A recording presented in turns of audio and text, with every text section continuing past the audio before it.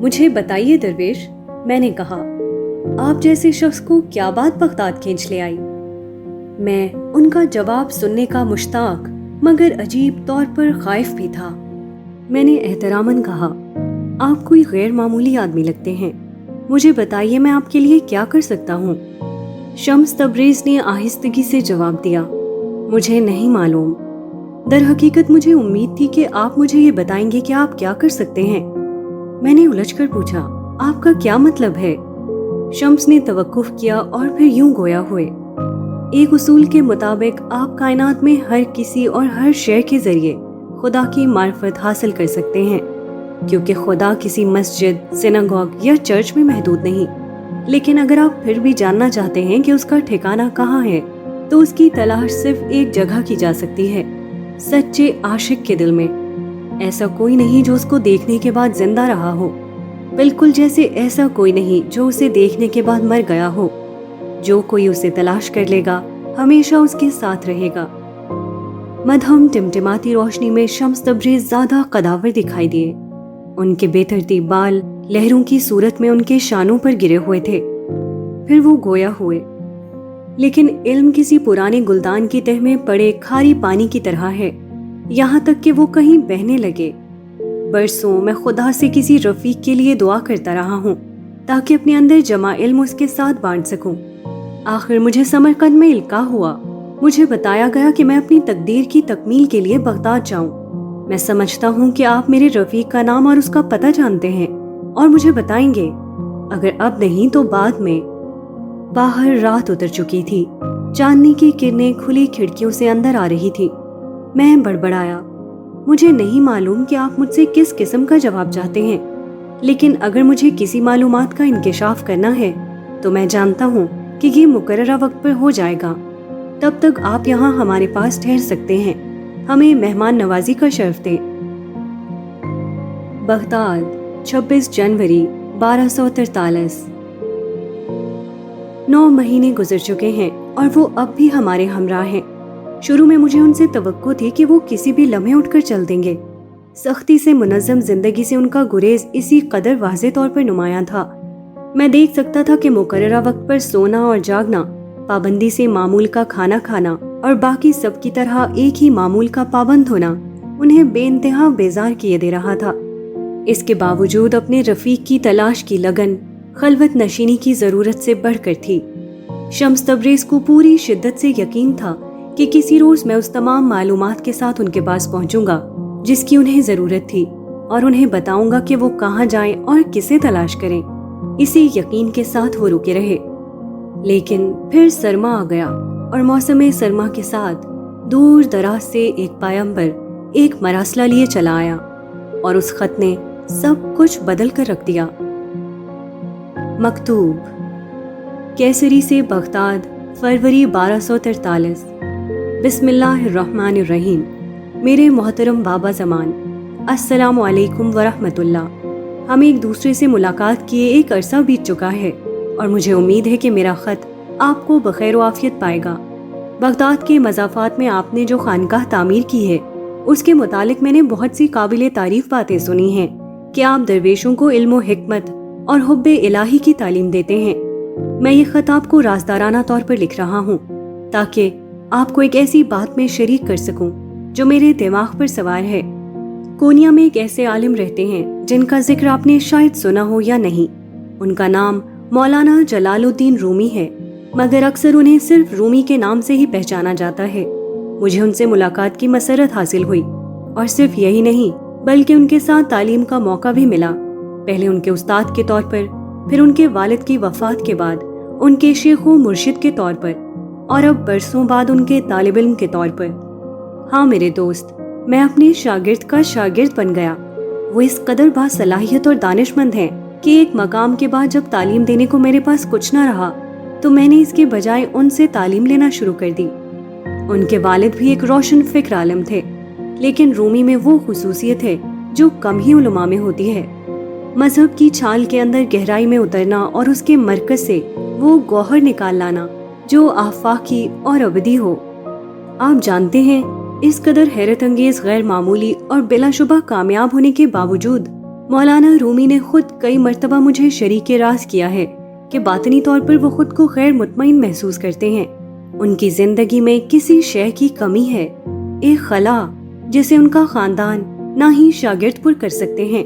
میں نے انہیں بتایا کہ انہیں شاید ایک ساتھی کی ضرورت ہے. جس روز میں کونیا سے روانہ ہوا، مولانا رومی میرے پاس اس خواب کی تعبیر لینے آئے جو انہیں متواتر دکھائی دے کر پریشان کر رہا تھا. انہوں نے مجھے بتایا کہ اپنے خواب میں وہ کسی دور دراز سرزمین کے پرہجوم شہر میں کسی کو تلاش کر رہے تھے. الفاظ عربی میں: پرمسرت غروب آفتاب، شہتوت کے درخت اور اپنے اخفاء کائے میں صبر سے اپنے لمحے کے منتظر ریشم کے کیڑے. پھر انہوں نے اس گھر کے صحن میں خود کو دیکھا، اپنے ہاتھ میں لالٹین لیے کنویں کی منڈیر پر بیٹھے گریا کنا. ابتدا میں مجھے کچھ سمجھ نہ آئی کہ ان کے خواب کے یہ ٹکڑے کس طرف اشارہ کرتے ہیں. کچھ بھی مانوس دکھائی نہ دیا. لیکن ایک روز جب مجھے تحفے میں ریشمی گلوپوش ملا، جواب میری گرفت میں آ گیا اور معمہ حل ہو گیا. مجھے یاد آیا کہ کیسے آپ ریشم اور اس کے کیڑوں کے شوقین تھے. مجھے وہ شاندار باتیں یاد آئیں جو میں نے آپ کے طریقے کے بارے میں سنی تھی، اور مجھ پر عیا ہوا کہ مولانا رومی نے جو جگہ اپنے خوابوں میں دیکھی تھی وہ آپ کی خانقاہ کے سوا اور کوئی نہ تھی. مختصر یہ میرے برادر کہ میں خود کو یہ سوچنے سے روک نہ پایا کہ کیا مولانا کا رفیق آپ کی چھت تلے رہتا ہے. یہ خط تحریر کرنے کا سبب یہی ہے.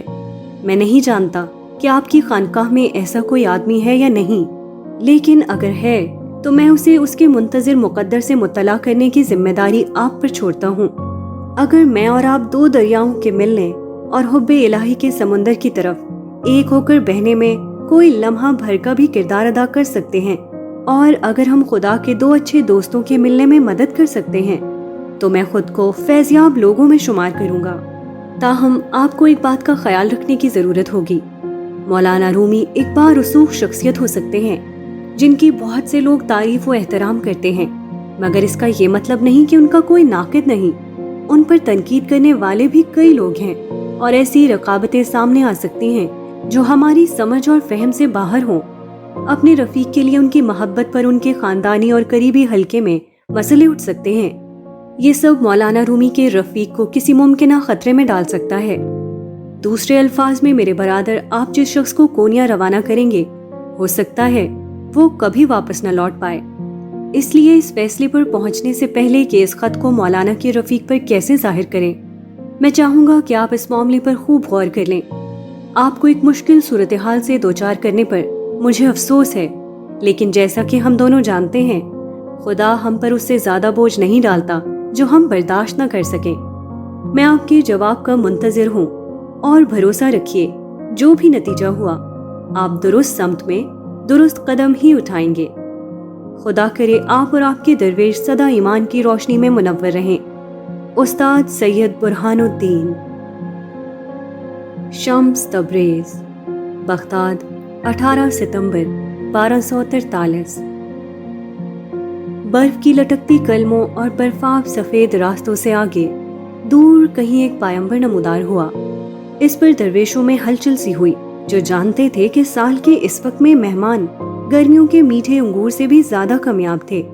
اس قدر فوری پیغام لانے والا قاصد جس نے برفانی طوفان کی بھی پرواہ نہ کی تھی. اس کے دو میں سے کوئی ایک مطلب ہو سکتا تھا. کوئی افسوسناک واقعہ رونما ہوا تھا، یا پھر کچھ اہم ہونے جا رہا تھا. قاصد کی آمد پر خانقاہ کے درویشوں میں خسر پھسر شروع ہو گئی، کیونکہ ہر کوئی شیخ کو دیے گئے خط کے بارے میں متجسس تھا. لیکن اسرار کی چادر تلے شیخ نے کسی قسم کا کوئی اشارہ نہ دیا. جذبات سے آری زیر لب جیسے جگالی کرتے اور سرگرمی سے خود پر پہرے بٹھائے کئی روز ان کے چہرے پر ایسا تاثر رہا جیسے وہ اپنے ضمیر سے لڑ رہے ہوں اور درست فیصلے پر پہنچنے میں انہیں دشواری ہو رہی ہو. اندر کہیں باطن میں مجھے معلوم ہو گیا تھا کہ وہ خط ذاتی طور پر میرے متعلق تھا، اگرچہ میں یہ نہیں بتا سکتا تھا کہ کس طرح. میں نے کئی شام خدا سے رہنمائی کی استدعا میں اللہ کے 99 اسمائے حسنہ کا ورد کرتے گزاری. ہر مرتبہ ایک ہی نام سامنے آ جاتا، الجبار. ہر شے جس کے زیر تصرف ہے اور جس کی سلطنت میں اس کی مرضی اور ارادے کے بغیر کچھ نہیں ہوتا. آنے والے دنوں میں جب خانقاہ میں ہر کوئی بے لگام اندازے لگا رہا تھا، میں باغ میں تنہا وقت گزارتا اور دھرتی ماں کو برف کی دبیز چادر تلے دراز دیکھتا۔ آخر ایک روز ہمیں باورچی خانے میں لگی تانبے کی گھنٹی متواتر بجتی سنائی دی، جو ہمیں فوری اجلاس کے لیے بلا رہی تھی۔ خانقاہ کے بڑے کمرے میں داخل ہونے پر مجھے شاگرد اور درویش سب وہاں جمع ملے، جو ایک بڑے سے دائرے کی صورت بیٹھے ہوئے تھے۔ دائرے کے درمیان آفندی تھے، ان کے لب بھنچے ہوئے اور آنکھیں دھندلی تھیں۔ کھنگار کر گلا صاف کرنے کے بعد وہ بولے، بسم اللہ۔ آپ سب حیران ہوں گے کہ میں نے آج آپ کو یہاں کیوں بلایا ہے۔ معاملہ اس خط کا ہے جو مجھے موصول ہوا۔ اس سے فرق نہیں پڑتا کہ وہ کہاں سے آیا، یہ کہنا کافی ہے کہ اس نے میری توجہ ایک ایسے موضوع کی طرف دلائی جس کا نتیجہ عظیم ہوگا۔ بابا زمان ذرا دیر کو رکے اور کھڑکی سے باہر جھانکا۔ وہ تھکن زدہ، دبلے اور زرد دکھائی دے رہے تھے، یوں جیسے ان گزشتہ دنوں میں ان کی عمر خاصی بڑھ گئی تھی۔ لیکن جب انہوں نے سلسلہ کلام پھر سے جوڑا تو ان کی آواز ایک غیر متوقع عزم سے بھری ہوئی تھی۔ ایک شہر جو یہاں سے زیادہ دور نہیں، وہاں ایک عالم فاضل شخصیت رہتی ہے۔ وہ الفاظ کے استعمال میں تو ماہر ہیں، مگر تشبیہات میں نہیں، کیونکہ وہ شاعر نہیں۔ ہزاروں لوگ ان سے محبت کرتے، ان کا احترام کرتے اور ان کی تعریف کرتے ہیں، لیکن وہ خود کسی کے محب نہیں۔ ایسے اسباب کے باعث جو میری اور آپ کی رسائی سے باہر ہیں، ہماری خانقاہ میں سے کسی کو ان سے ملنے جانا ہوگا اور ان کا رفیق بننا ہوگا۔ میرا دل میرے سینے میں جیسے سکڑ گیا۔ میں نے آہستگی، بے حد آہستگی سے سانس خارج کی۔ میں ایک اصول کو یاد کرنے سے خود کو روک نہ پایا۔ تنہائی اور خلوت دو مختلف چیزیں ہیں۔ جب آپ تنہا ہوتے ہیں تو آسانی سے اس جھانسے میں آ جاتے ہیں کہ آپ درست راستے پر ہیں۔ خلوت ہمارے لیے بہتر ہے کیونکہ اس کے معنی ہیں کسی کی کمی محسوس نہ ہوتے ہوئے تنہا ہونا۔ لیکن آخرکار بہترین یہی ہے کہ کوئی شخص ڈھونڈ لیا جائے، کوئی شخص جو آپ کا آئینہ ہو۔ یاد رکھیں، کسی دوسرے شخص کے آئینہ قلب میں ہی آپ اپنا عکس اور اپنے اندر خدا کے ظہور یا جلوے کو دیکھ سکتے ہیں۔ شیخ نے بات جاری رکھی، میں یہاں یہ پوچھنے آیا ہوں کہ کیا آپ میں سے کوئی رضاکارانہ طور پر اس روحانی سفر پر جانا چاہے گا؟ میں خود کسی کو متعین کر سکتا تھا، مگر یہ کوئی ایسا کام نہیں جو فریضہ سمجھ کر ادا کیا جا سکے، کیونکہ یہ صرف محبت کی خاطر اور محبت کے نام پر ہی کیا جا سکتا ہے۔ ایک نوجوان درویش نے بولنے کی اجازت چاہی۔ وہ عالم کون ہے؟ میں ان کا نام صرف اس شخص پر آشکار کر سکتا ہوں جو جانے پر آمادہ ہو۔ یہ سن کر کئی درویشوں نے پرجوش ہو کر بے صبری سے ہاتھ کھڑے کیے۔ 9 امیدوار تھے، میں ان میں شامل ہو کر 10واں بن گیا۔ بابا زمان نے ہمیں ہاتھ سے اشارہ کیا کہ ان کی بات مکمل ہونے کا انتظار کریں۔ ایک اور بات جو اپنا ذہن بنانے سے پہلے ضروری ہے کہ آپ سب جان لیں، اس پر شیخ نے ہمیں بتایا کہ اس سفر میں بڑا خطرہ اور بے مثال مشکلات تھیں اور واپسی کی کوئی یقین دہانی نہ تھی۔ فوراً ہی سب کے ہاتھ نیچے ہو گئے سوائے میرے۔ بابا زمان نے پہلی مرتبہ دیر تک میری آنکھوں میں جھانکا، اور جیسے ہی میری نگاہیں ان سے ملیں میں سمجھ گیا کہ وہ شروع سے آگاہ تھے کہ رضاکار صرف میں ہی ہوں گا۔ شمس تبریز، شیخ نے آہستگی اور اس طرح مغموم انداز میں کہا جیسے میرا نام ان کے منہ میں کوئی بوجھل ذائقہ چھوڑ گیا ہو۔ مگر آپ اس سلسلہ طریقت کے پوری طرح رکن نہیں ہیں، آپ ہمارے مہمان ہیں۔ میں نہیں جانتا کہ اس بات میں کیا قباحت ہو سکتی ہے، میں نے کہا۔ شیخ دیر تک غور و فکر کے عالم میں خاموش رہے، پھر غیر متوقع طور پر وہ کھڑے ہوئے اور بات ختم کی۔ آؤ ذرا دیر کو یہ موضوع ترک کر دیں، آمد بہار پر ہم دوبارہ اس بارے میں بات کریں گے۔ میرا دل مائل با بغاوت ہو گیا۔ بابا زمان جانتے تھے کہ میری بغداد آمد کا سبب ہی یہی تھا، پھر بھی وہ مجھے میرے مقدر کی تکمیل کے موقع سے محروم کر رہے تھے۔ کیوں آفندی؟ انتظار کیوں، جبکہ میں اسی لمحے سے تیار ہوں؟ مجھے صرف شہر اور عالم کا نام بتا دیجئے، میں اپنے رستے پر ہوں گا، میں نے بے ساختہ کہا۔ لیکن شیخ نے فوراً ہی ایسے سرد اور سخت لہجے میں جواب دیا جو میں ان سے سننے کا عادی نہ تھا۔ بحث نہیں، اجلاس ختم ہوا۔ وہ ایک طویل اور سخت موسم سرما تھا، باغ منجمد تھا اور میرے لب بھی۔ اگلے 3 ماہ میں نے کسی سے ایک لفظ تک نہ کہا۔ ہر روز میں مضافات میں لمبی سیر کیا کرتا، اس امید میں کہ کوئی ایسا درخت دکھائی دے جائے جس پر شگوفے پھوٹ پڑے ہوں، لیکن برفباری کے بعد مزید برفباری ہوئی۔ بہار کا افق پر کوئی نام و نشان نہ تھا۔ پھر بھی باہر سے میں جتنا مایوس اور دل شکستہ دکھائی دیتا تھا، اپنے ذہن میں ایک اور اصول رکھتے ہوئے اندر سے اتنا ہی شکر گزار اور پر امید تھا۔ ایک اصول تھا جو میرے مزاج سے موزوں تھا۔ زندگی میں کچھ بھی رونما ہو جائے، زندگی چاہے کتنی ہی دشوار لگنے لگے، مایوسی کے قریب بھی مت بھٹکنا۔ حتیٰ کہ جب سب دروازے بند ہو جائیں تب بھی اللہ صرف تمہارے لیے کوئی نیا در وا کر دے گا۔ شکر گزار بنو۔ سب اچھا ہو تو شکر گزاری کرنا بڑا آسان ہوتا ہے، لیکن ایک صوفی نہ صرف ان نعمتوں کے لیے شکر گزار ہوتا ہے جو اسے بخشی جائیں، بلکہ اس سب کے لیے بھی مشکور رہتا ہے جس سے اسے محروم رکھا جائے۔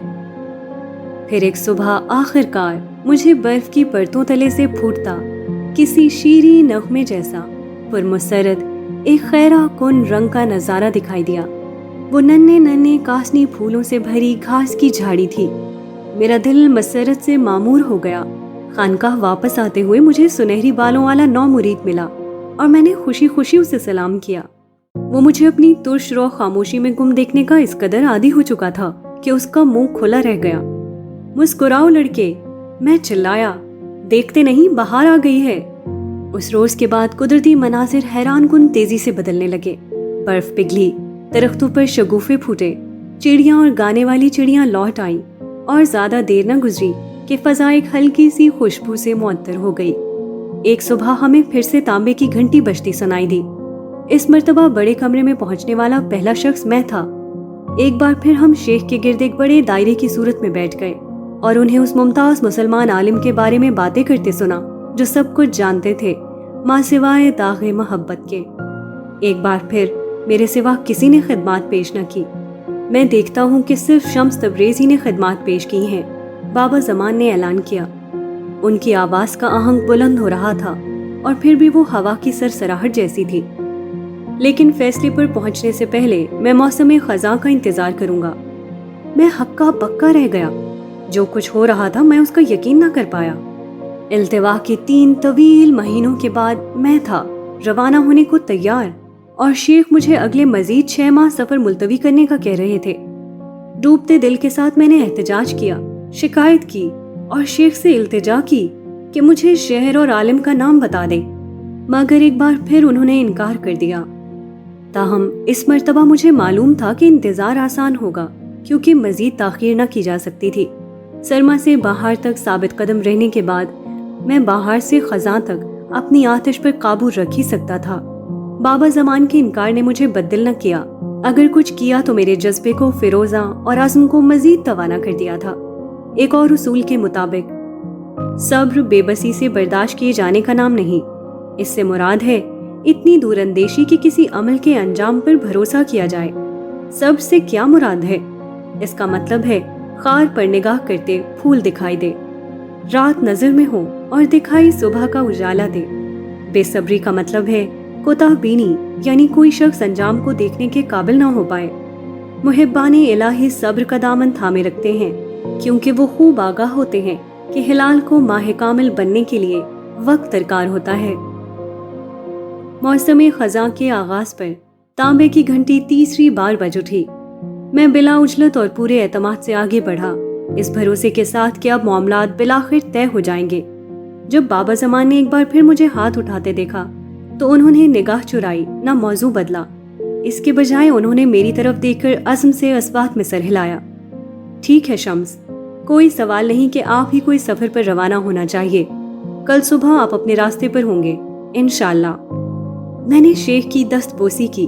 آخر کار عرصے بعد میں اپنے رفیق سے ملنے جا رہا تھا۔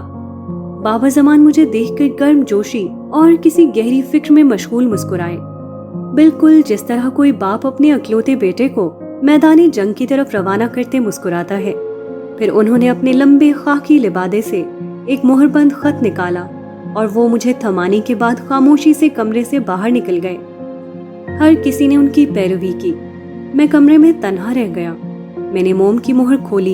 اس کے اندر نفیس تحریر میں 2 معلومات تھیں، شہر اور عالم کا نام۔ بظاہر مجھے کسی مولانا جلال الدین رومی سے ملنے قونیا جانا تھا، میرے دل کی دھڑکن تیز ہو گئی۔ میں نے یہ نام پہلے کبھی نہ سنا تھا۔ میں بس اتنا واقف تھا کہ وہ کوئی مشہور عالم ہو سکتے تھے، لیکن میرے لیے وہ ایک مکمل اسرار تھے۔ ایک ایک کر کے میں نے ان کے نام کے حروف دہرائے۔ طاقتور اور درخشاں را، مخملی واو، بے خوف اور خود اعتماد میم، اور پراسرار یہ، جسے ابھی حل ہونا تھا۔ ان حروف کو ملا کر میں نے وہ نام بار بار دہرایا، یہاں تک کہ وہ لفظ کسی مٹھائی کی شیرنی کے ساتھ میری زبان پر گھل گیا اور اس قدر مانوس ہو گیا جیسے پانی، روٹی یا دودھ۔ مکتوب، بغداد سے کیسری، 29 ستمبر 1243۔ بسم اللہ الرحمن الرحیم۔ برادر سید برہان الدین، السلام علیکم ورحمۃ اللہ۔ آپ کا خط موصول ہونے پر اور یہ جان کر مجھے بے حد مسرت ہوئی کہ آپ آج بھی راہ محبت پر قائم ہیں۔ تاہم آپ کے خط نے مجھے گومگوں کے عالم میں ڈال دیا، کیونکہ جیسے ہی مجھے یہ معلوم ہوا کہ آپ رومی کے رفیق کی تلاش میں ہیں، میں اسی وقت جان گیا کہ آپ کس کی بات کر رہے ہیں۔ البتہ مجھے یہ نہیں معلوم کہ اس کے بعد اب میں کیا کروں۔ آپ جانتے ہیں، میری چھت تلے مقیم ایک سرگردہ درویش شمس تبریز آپ کے خط میں بیان کردہ تفصیلات پر پورے اترتے ہیں۔ وہ کسی مرید کی تلاش میں ہیں، نہ انہیں کسی شاگرد کی ضرورت ہے۔ انہوں نے اللہ سے کسی رفیق کے لیے دعا کی ہے۔ ایک مرتبہ انہوں نے مجھے بتایا تھا کہ وہ کسی عام انسان کی تلاش میں نہیں ہیں، وہ اپنا ہاتھ کسی ایسے شخص کی نبض پر رکھنا چاہتے ہیں جو راہ حق پر دنیا کی رہنمائی کرے۔ جب مجھے آپ کا خط ملا، میں تبھی جان گیا کہ شمس تبریز کی تقدیر مولانا رومی سے ملاقات ہے۔ پھر بھی تمام درویشوں کو برابر کا موقع دینے کے لیے میں نے انہیں اکٹھا کیا اور کسی تفصیل میں جائے بغیر انہیں بتایا کہ ایک عالم ہے جن کی شرح قلب ہونا ہے۔ یہ سن کر پرجوش اور وہاں جانے کے امیدوار تو کئی ہوئے، مگر یہ جان کر کہ اس ذمہ داری کی راہ میں کئی خطرات تھے، صرف شمس تبریز ہی ثابت قدم رہے۔ یہ پچھلے سال موسم سرما کی بات ہے۔ بہار اور پھر خزاں میں یہی منظر دہرایا گیا۔ آپ حیران ہو رہے ہوں گے کہ میں نے اتنا انتظار کیوں کیا۔ میں نے اس بارے میں بہت سوچا، اور صاف گوئی سے بیان کروں تو میں ایک ہی سبب پیش کر سکتا ہوں۔ میں خود شمس تبریز کا گرویدہ ہو چکا ہوں۔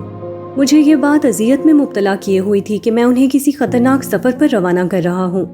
آپ جانتے ہیں، شمس تبریز عام انسانوں کی مانند نہیں ہے۔ جب تک انہوں نے کلندری زندگی اختیار کیے رکھی، اس وقت تک تو سب ٹھیک تھا، لیکن اگر وہ کسی شہر میں رہتے اور شہر کے باسیوں سے گھلتے ملتے تو مجھے خدشہ ہے کہ وہ کچھ ایسا کریں گے کہ عام لوگ ان سے خفا اور برہم ہوں گے۔ یہی سبب تھا کہ میں نے ان کے سفر کو ملتوی کرنے کی جتنی ہو سکی کوشش کی۔ ان کی روانگی سے ایک روز قبل شمس تبریز میرے ہمراہ شہتوت کے درختوں کے جھنڈ میں شام کی سیر کو نکل گئے، جہاں میں نے ریشم کے کیڑے پال رکھے ہیں۔ کہتے ہیں کچھ پختہ عادتیں کبھی نہیں بدلتی۔ جذبہ محبت بھی ریشم کی مانند ہے، تکلیف دہ حد تک نازک اور حیرت انگیز حد تک مضبوط۔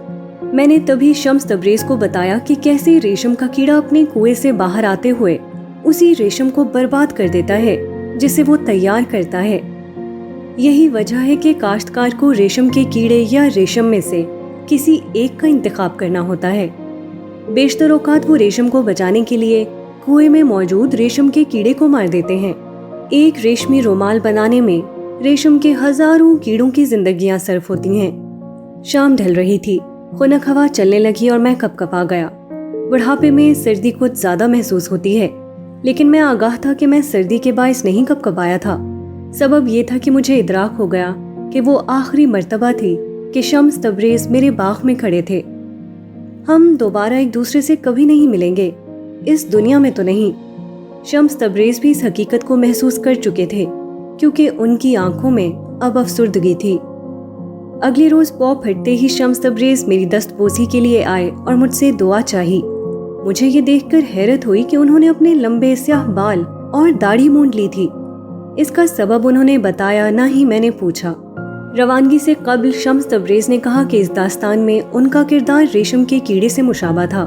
وہ اور رومی عشق حقیقی کے خول میں بند ہوں گے، اور جب وقت مکمل ہو جائے گا اور ریشم بنا جائے گا تبھی باہر آئیں گے۔ لیکن انجام کار ریشم کو باقی رہنا تھا اور ریشم کے کیڑے کو فنا ہو جانا تھا۔ یوں وہ کونیاں روانہ ہو گئے ہیں۔ اللہ ان کا حامی و ناصر ہو۔ میں جانتا ہوں کہ میں نے درست قدم اٹھایا ہے اور آپ نے بھی، لیکن میرا دل اداسی سے بوجھل ہے اور میں اس غیر معمولی اور غیر متی درویش کی کمی ابھی سے محسوس کر رہا ہوں جس کا کبھی میری خانقاہ نے خیر مقدم کیا تھا۔ انجام کار ہم اللہ ہی کے ہیں اور اسی کی طرف لوٹ کر جانے والے ہیں۔ اللہ آپ کی کفایت فرمائے۔ بابا زمان۔ شمس، بغداد، 30 ستمبر 1243۔ برسر پیکار ہواؤں سے میں اور میرا گھوڑا اگلے روز پاؤں پھٹتے ہی روانہ ہو گئے۔ میں صرف ایک بار پلٹ کر دیکھنے کو رکا۔ شہتوت کے درختوں اور جھاڑیوں میں چھپی درویش خانقاہ کسی پرندے کے گھونسلے سے مشابہ تھی۔ ذرا دیر کو میرے ذہن کے پردے پر بابا زمان کا متفکر چہرہ جھلملایا۔ میں جانتا تھا کہ وہ میرے بارے میں فکر مند تھے، لیکن مجھے اس کی کوئی ٹھوس وجہ دکھائی نہ دی۔ میں محبت کے باطنی سفر پر روانہ ہو چکا تھا۔ اس سے کیا نقصان ہو سکتا تھا؟ یہ میرا 10واں اصول تھا۔ مشرق، مغرب، شمال، جنوب سے کوئی فرق نہیں پڑتا۔ تمہاری منزل جو کوئی بھی ہو، بس یہ یقین دہانی حاصل کرو کہ ہر سفر باطن کا سفر ہو۔ اگر تم باطن میں سفر کرو تو تم پوری دنیا اور مافیا کا سفر کر لو گے۔ اگرچہ مجھے آگے مشکلات کے آنے کی توقع تھی، مگر مجھے اس کی فکر یا پرواہ نہ تھی۔ کونیا میں میرا جو بھی مقدر منتظر تھا، میں نے اس کا خیر مقدم کیا۔ ایک صوفی کے طور پر مجھے گلاب کے ساتھ خار کو قبول کرنے کی تربیت حاصل تھی، زندگی کے حسن کے ساتھ اس کی مشکلات کو قبول کرنے کی تربیت۔ چنانچہ اگلا اصول تھا، دایا جانتی ہے کہ درد ذہن نہ ہو تو ماں بچے کو جنم نہیں دے سکتی۔ اسی طرح ایک نئی ذات یا شخصیت کے جنم کے لیے صعوبت اٹھانی بہت ضروری ہے۔ جس طرح چکنی مٹی کو پختہ ہونے کے لیے شدید حدت سے گزرنا پڑتا ہے، محبت بھی درد و تکلیف کے بغیر کامل نہیں ہو سکتی۔ خانقاہ سے رخصت ہونے سے ایک رات قبل شمع کی ٹمٹماتی روشنی میں نے اپنے لمبے بال تراش لیے۔ ان کی گھنی لٹیں فرش پر گر گئیں۔ پھر میں نے اپنی داڑھی مونچھیں مونڈ لی اور بھووں سے بھی چھٹکارا پا لیا۔ یہ کر چکنے کے بعد میں نے آئینے میں اپنے چہرے کا جائزہ لیا، جو اب زیادہ روشن اور نوجوان تھا۔ ایک بھی بال کے بغیر میرا چہرہ اب نام، عمر اور صنف سے پاک تھا۔ اس کا کوئی ماضی تھا نہ مستقبل۔ تمہارا سفر تمہیں پہلے ہی تبدیل کر رہا ہے۔ جب میں شیخ کے کمرے میں انہیں الوداع کہنے گیا تو وہ بولے، اور ابھی یہ شروع ہوا بھی نہیں۔ جی ہاں، مجھے ادراک ہے، میں نے نرمی سے کہا۔